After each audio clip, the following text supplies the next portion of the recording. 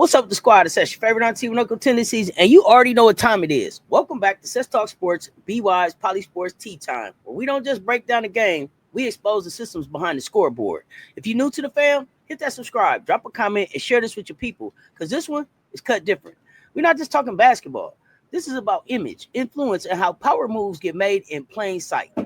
We're taking a hard look at the Chicago Sky, and it ain't just about missed shots or sideline energy. This runs way deeper. This is what happens when your reputation becomes your liability. In the dub, just like in life, your name is currency. It decides who rocks with you, who distances themselves, who's willing to build, and who dips before the blueprint even unfolds. And right now, Chicago ain't known for building anything sustainable. They known for control, instability, and trying to mask dysfunction with optics. Let's call it what it is, the politics of reputation, that unspoken language of leadership. It's not just about wins and losses. It's about how you move when the lights ain't on. It's how you treat your people. It's how you handle pressure. It's whether the players in the system trust the ones running it. Because when your brand gets a rep for being messy, selfish, and short-sighted, no amount of draft picks or marketing dollars can save that. You can't build a dynasty in quicksand. The Sky got talent. They got a major market. But what they don't got, trust, stability, leadership that centers the players. So we unpacking all of that. No sugarcoat, no spin, just truth, accountability, and clarity. Because that's what the culture deserves. Now I'm going to pass the mic to my co-host, the one who always comes with the receipts, the insight, and the pressure, Political Lil. What's going on, fam? What's going on, Cess? Cess, what you're saying is critical because the Sky's biggest opponents ain't the schedule. It's in their front office. And let's keep it a buck. Chicago Sky been operating like a team more obsessed with controls and culture. And that's the death sentence in today's athletic-led era. We're living in a time where elite players aren't just looking for a check. They're looking for alignment. They want transparency, respect, and organizations that treat them like partners and not property. But what we're seeing with the Sky is an obsession with dominance, controlling coaches, micromanaging staff, and pushing out franchise players who don't submit. The result, a revolving door of talent. Think about it. Candace Parker gone. Fowles gone. Cappy Poindexter, Deladon. These are Hall of Fame players gone. Kalia Copper, Courtney Williams, and other players from a championship caliber team, all gone. That's not just bad luck. That's a branding crisis. And yet, instead of doing the internal work to clean house and rebuild trust, this organization keeps spinning the narrative. They push players out and then blame chemistry. They bring in elite rookies, then throw them under the bus when things get tense. That ain't strategy. That's sabotage wrapped in PR. Now, before anybody tries to spin this as some locker room drama or make it all about Angel Reese, let's stop the noise and run the tape. This didn't start with Angel. And trust, it's not ending with her either. The chaos in Chicago ain't new. It's legacy dysfunction. We're talking about one of the most unstable franchises in WNBA history. Since their launch in 2006, the Sky been shaky. From 2006 to 2012, they missed the playoffs 7 years straight. That's not a slump. That's a pattern. They had legends in the building. Candace Dupree, Sylvia Fowles, Courtney Vandersloot. And what did the front office do with all that generational talent? Fumbled it. Let it walk. Let it rot. Let it lead. Every single time. Because even back then, the problem wasn't the players. It was the power structure. Coaches came and went. GMs shuffled in and out. The front office treated stability like an accessory, not a foundation. No system, no long-term identity, just turnover, ego, and short-sighted decisions. And when your roots ain't solid, you can't grow nothing. Not a team, not a culture, not a damn thing. This ain't about one player. This is about a franchise addicted to dysfunction. And no matter who they draft, sign, or hype, that chaos gonna catch up every time unless the system gets checked. Exactly, Cess. But let's fast forward to what looked like a turning point, the James Wade era. From 2018 to 2023, Wade actually brought vision and structure to the Sky. He pulled the team together, signed key veterans, and in 2021, boom, WNBA champions. It was a Cinderella run, but that cracked real quick. Wade left in the middle of the 2023 season for an NBA assistant job. And ever since then, it's been pure free fall. Front office scrambling, players exiting, and bad press stacking up. They couldn't keep Candace Parker, a homegrown superstar talent. They couldn't hold on to Kalia Copper. And their next move, hiring WNBA legend Teresa Weatherspoon as head coach in 2024, only to fire her after one season. You don't even give a black woman one full rebuild cycle before you give chaos full control. And that says it all. And now here we are, 2025, under coach Tyler Marshall. Team off to a rocky start, 2-6. And now they're currently 3-9. And the media is already circling Angel Reese like she's the problem. Nah, this ain't about rebounding percentages. This is about reputation rot from the top down. Yep, now you said it. Let's go ahead and name the diversion tactic that's playing out in real time. Angel Reese is being set up as a scapegoat. And see, we've seen this movie before. It's a classic misdirection strategy. When leadership is fumbling, when culture is collapsing, and when systems are broken, the easiest thing to do is blame the black woman with the biggest spotlight. Let's be clear. Statistically, Angel Reese is holding it down. She's not just showing up in box scores. She's showing up in rebounds, energy, leadership, and community engagement. But what's the media saying? That she's a distraction, that she's too emotional, that her brand is bigger than the team. Sound familiar? This is what the WNBA and honestly every major sports league does to black women who refuse to shrink. Instead of asking why the team can't keep elite talent or why the Sky have more coaches than wins this season, the narrative becomes, is Angel Reese the problem? Nah, fam, she's not the problem. She's the mirror. And some folks in that front office don't like what they see. Says, let's call it what it is. This is character assassination wrapped in a sports commentary. Angel came into this league with a brand, a fan base, and a level of attention that the franchise should have embraced. But instead of protecting that, instead of building around that, they're letting her become the public shield for a failing front office. And what's worse is that they're trying to control the narrative by leaking negative sentiment through backdoor channels. Coaches making coded comments, media folks planting doubts, and fans eating up the context. Meanwhile, this is a player who consistently delivers. So ask yourself, if a second-year player that is producing becomes the villain, what's the organization really afraid of? It ain't about stats. It's about structure and power. And when a confident black woman doesn't play the good soldier role, she gets rebranded as chaos. But truth is, she's the cover for theirs. All right, let's really talk about what's dragging the Chicago Sky down. It ain't a talent issue. It's a leadership problem. And not just any kind. It's that toxic, controlling, ego-first energy that kills everything good.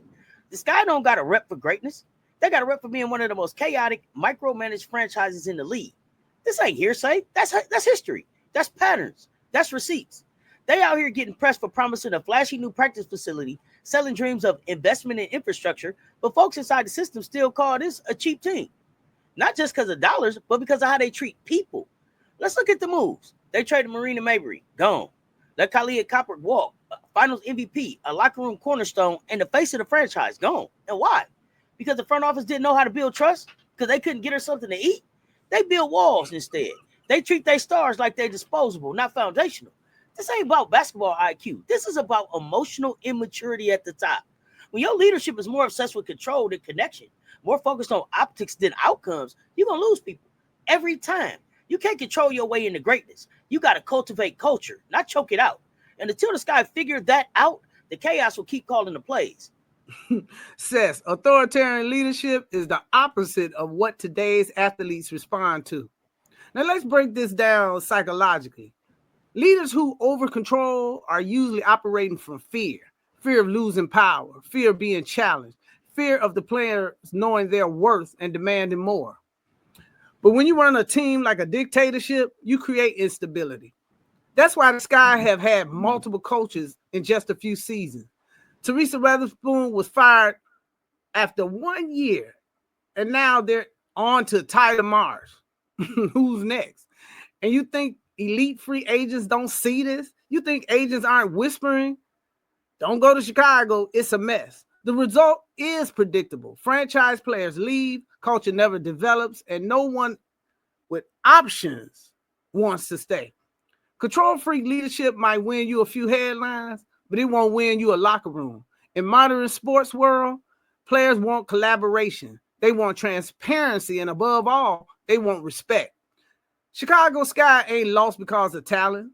They're lost because of the ego of the front office, and that's a culture killer. Here's where it all comes together, y'all. This ain't just about mistakes, it's about messaging. Because in the world of professional sports, your reputation is your currency. And right now, the Chicago Sky are spending theirs recklessly. Let's be real. The Sky have built a brand, not of excellence, not of innovation, but of dysfunction and instability. That's what players see. That's what fans feel. That's what agents whisper about behind closed doors. Now they calling it out on social media. You can't call yourself a champion contender when your defining trait is turmoil. When every year brings a new coach, a new drama, another star gone, your reputation speaks louder than any hype video you can put out. And the most dangerous part, once dysfunction becomes part of your brand, it becomes self-reinforcing. Players stop taking your calls. Fans disengage. Sponsors hesitate. The culture eats your strategy alive. Says that's why this ain't about basketball. It's about institutional credibility. When your reputation is one of chaos and control, you don't just lose games, you lose the ability to attract the kind of talent that changes your future. Chicago is a top market, big city, huge media, great fan potential. But none of that matters if you're offering players, only thing you offering players is instability, mismanagement, and PR blame games. And let's not forget, reputation politics are racialized too. When Black women like Angel Reese are framed as problems and upper management remains unaccountable, it signals to other players that this organization will not protect you, build around you, or let you lead. You want to win this league in this league today, you need trust, vision, and culture. Not spin, not scapegoat, not surveillance. Until the Sky changes the story they're telling through their actions, they will continue to be the league's cautionary tale. And no amount of fresh uniforms or media distraction will fix that. Before we bring this full circle, let's zoom out real quick. Because what's going down in Chicago ain't some isolated mess. This is part of a bigger pattern in sports across the board. When leadership starts prioritizing control over connection, optics over honesty, ego over ecosystem, things fall apart. And not quietly, loud, public, messy, every single time. Let's run back Marina Mabrey. Came into Chicago with grit, game, leadership potential. A hooper who could have been a cornerstone maybe. But what did they do? Misused her, undervalued her, then flipped her like she was the problem. That's not just bad management. That's a red flag for how this franchise operates. That's not an isolated L either. That's a systemic issue. You bring in real talent, don't build nothing around them, create chaos, then send them packing and spin the media narrative. It's a playbook, a tired one. And folks are finally seeing through the smoke. And it ain't just women's basketball. Globally, you got countries like Qatar, Saudi Arabia throwing billions at sports to scrub their names clean, trying to control the story through sponsorships and spectacle. But money can't erase everything. You might fool the surface level media, but the people always peep game. And when that trust breaks, the blowback don't just hit your brand, it hits your legacy, cultural, financial, generational. Control might get you the headlines, but the damn show won't build respect. And let's not forget FIFA, one of the most powerful sports institutions on earth, embroiled in bidding scandals, bribery, and OPEC power grabs. That's what happens when a governing body becomes more committed to its image than its integrity. Sound familiar? Because what happened to Teresa Weatherspoon in Chicago fits right into the lineage. You hire a legendary coach, give her a half of a season in a rebuilding year, then fire her without barely a statement. That's not leadership. That's short-term PR cleanup over long-term development. These are all case studies in what happens when authoritarian instincts override institutional wisdom. When decision makers value control over trust, optics over development, and compliance over collaboration, they get short-term headlines and long-term rot. The lesson here, whether it's the Sky, Saudi Arabia, or FIFA, when you center power instead of people, your reputation don't protect you, it betrays you. Let's go ahead and name what's really behind the mess. The money. Because if you still think reputation is just about headlines or locker room vibes, nah, fam, this is business. Reputation is currency. And when yours is trash, it gets expensive real quick.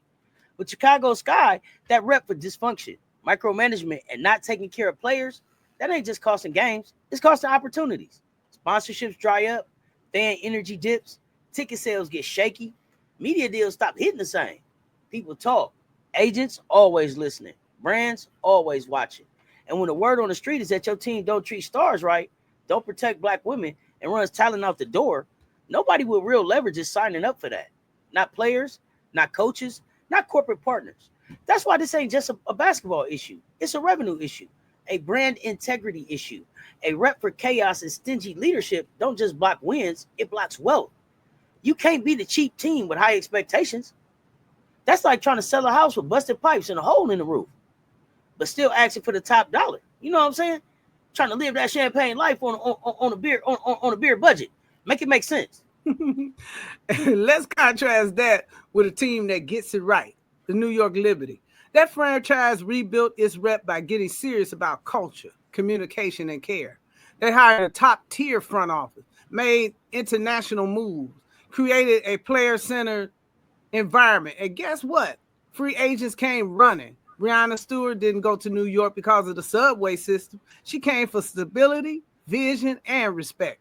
Sponsors followed. Ticket sales surged. The vibe shifted. That's the playbook Chicago should be studying. Not how to control players, but how to collaborate with them. The future of sports business is clear. Reputation isn't PR, it's power. And when you build the wrong kind of brand, you pay for it in every corner of your operation. Chicago got a city, the talent, and the market. But until they fix the culture, they'll keep losing to teams that don't just build rosters, but build trust. Before we close this out, we got to name who keeps getting the keys to the kingdom and why the same bad decisions keep recycling season after season.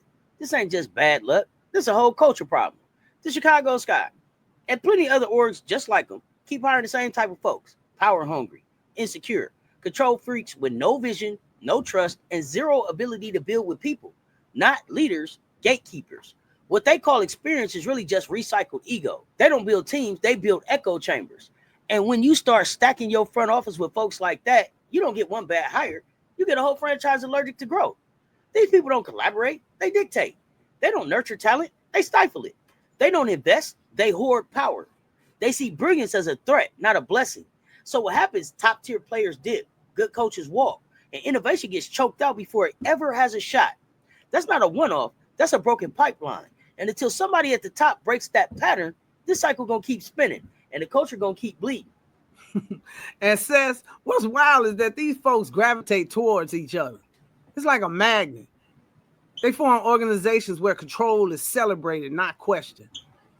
So instead of building a place where players and coaches can thrive, they create a fortress. Everything becomes about keeping order, maintaining hierarchy, and suppressing dissent. And here's the kicker. Players today see that. They sense it. They talk about it in group chats, in tunnel convos, with agents and with other vets. And when they see that energy, they dip. What we're witnessing with the Chicago Sky is not a talent problem. It's a temperament problem. And until the franchise does the work of confronting that culture, that dysfunction will keep cycling itself with new names and the same outcome. The WNBA can't grow if teams are still stuck in 1999 management models. It's time to stop hiring for control and start building for connection. All right, y'all. We done broke down the dysfunction, the damage, and the dirty power plays. But this just ain't about exposing the mess. This is about what comes next. Because this ain't a rant, it's a damn roadmap. Let's keep it all the way a buck. This guy can't fix this with the same mindset that broke it. You either move from control to connection, from micromanaging to building real trust, or get out the way. Straight up, it might be time to sell the team. No more waiting it out.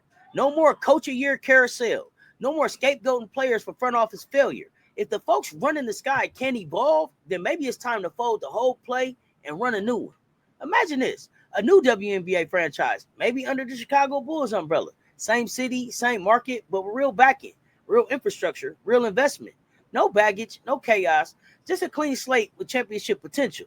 They already got the arena. They already got the market. They got the fan base and the brand loyalty.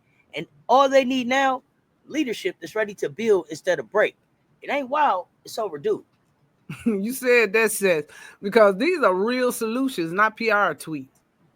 If they want to fix this, here's the formula. Invest in the culture the same way they invest in physical infrastructure. That means long-term contracts, transparent communication, and actual support for players, brands, not fear of them. Empower the people in the room. Stop micromanaging coaches. Build with your players, not around them.